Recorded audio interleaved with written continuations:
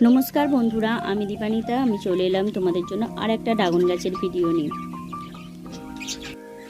এই দেখো আমার কত ছোট ডাগন গাছে কুঁড়ি চলে এসেছে। এই দুটো আমি চারা তৈরি করার জন্য বসিয়েছিলাম, কিন্তু কুঁড়ি চলে এসেছে, তবে এই কুঁড়িটা ফলে পরিণত হবে না। যারা ভাবো ডাগন গাছে কত মাসে বা কত বছরে একটা গাছে কুঁড়ি আসতে পারে, তাদের জন্যই এই ভিডিওটা কিন্তু তোমরা শেষ পর্যন্ত দেখতে থাকো, তবেই জানতে পারবে। আর আমার ভিডিওটা যদি তোমাদের ভালো লাগে লাইক কমেন্ট সাবস্ক্রাইব করো, পাশে থেকো। এই যে গাছগুলো দেখতে পাচ্ছ, এগুলো আমার নিজের হাতে চারা তৈরি গাছ। এগুলো আমার 1 বছরও পূর্ণ হয়নি, এগুলো 7 থেকে 8 মাসের গাছ। আর এই গাছগুলো প্রত্যেকটা গাছে আমার কুঁড়ি চলে এসেছে। ভিডিওটা দেখতে থাকো, তবেই তোমরা দেখতে পাবে।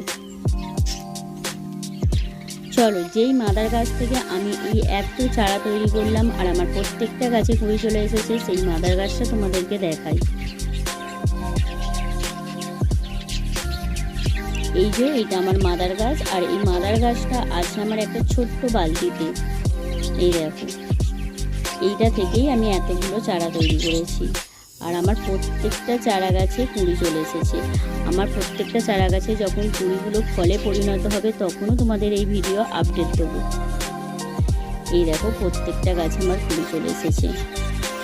তোমরা ঠিক মতন দেখতে পাচ্ছ কি আমি জানি না, কিন্তু যখন এগুলো ফলে পরিণত হবে আমি তোমাদেরকে আবার এই ভিডিওটা আপডেট দেবো। তবে তোমরা যারা ভাবো যে কবে কুঁড়ি আসবে, তাদের জন্যই এই ভিডিওটা। আশা করি ভিডিওটা তোমাদের ভালো লেগেছে।